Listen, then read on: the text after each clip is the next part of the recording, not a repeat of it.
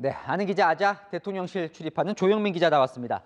자, 굵직한 외교 이슈가 많은데 쉽지가 않아요. 일단 일본 문제 보면 자, 오늘 발표된 일본 교과서 보면요. 일본 정부가 정상회담 후에 저희 뒤통수를 흔히 말하는 쳤다 이렇게 봐도 되는 겁니까?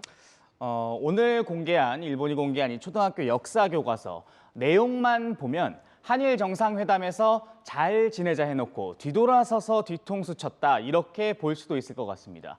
일제 강점기 강제징병에서 강제성을 희석시키는 내용을 담고 독도를 자기네 땅이라고 역사 교과서에 기술했기 때문입니다. 대통령실 분위기는 어떤가요? 좀 난감한 상황 같은데요. 전반적으로 보면 좀 난감할 수도 있을 것 같습니다. 다만 이 과거사를 잘 풀자고 일본까지 갔는데 일본이 과거사를 다시 왜곡하고 나왔으니까 말이죠. 하지만 엄밀히 살펴보면 뒤통수를 제대로 쳤다 이렇게 볼 수만은 없는 부분도 있습니다. 이번 한일 정상회담의 주요 이슈는 강제징용 문제였습니다. 오늘 공개된 역사 교과서에서 강제징용 관련한 표현은 이전과 크게 바뀌지 않았기 때문입니다.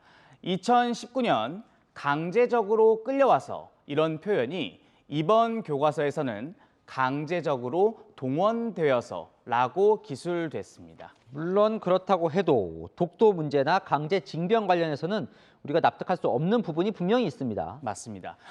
강제징용에 대해서는 손을 덜 댔지만 대신 강제징병에 있어 강제성을 희석시키며 왜곡을 시도했고 또 독도 영유권을 줄기차게 주장하고 있기 때문입니다. 2019년 징병당했다 이런 표현은 참여하게 되었다라거나 병사가 된 조선의 젊은이들이란 표현이 지원해서 병사가 된 조선의 젊은이들처럼 자발적 지원인 양 기술한 부분이 있는 것이죠. 이 대통령실은 일본의 교과서 이슈는 이번 한일 정상회담과 직접적인 관련이 없는 것이다 이렇게 설명하면서 이 확대 해석을 경계하는 분위기입니다. 자, 다음 달 미국 국빈 방문이 있는데 앞서 리포트 보면 이 반도체 문제 관련해서도 지금 풀어야 할 숙제들이 많아 보입니다. 맞습니다. 이 미국과의 현안은 확실히 이 반도체입니다.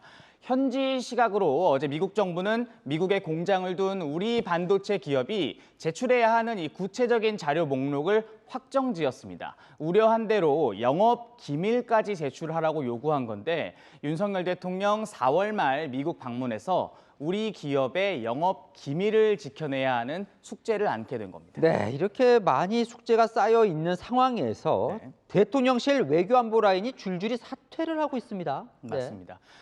대통령의 해외 순방에서 핵심적인 역할을 하는 의전 비서관과 외교 비서관이 방일 또 방미를 앞두고 줄줄이 나갔습니다. 심지어 김성한 국가안보실장의 교체 가능성까지 나오고 있습니다. 네, 상당히 이례적인 상황이거든요. 맞습니다. 배경이 있겠죠? 취재 좀 해봤습니까? 네, 취재를 좀 종합해 보면요. 이 미국 방문을 앞두고 한미 정상 부부간 행사 조율 과정에서 외교 안보 라인 인사들이 진행 상황에 대한 보고와 또 대처를 제대로 하지 못했다는 이유에서 교체된 것으로 보입니다.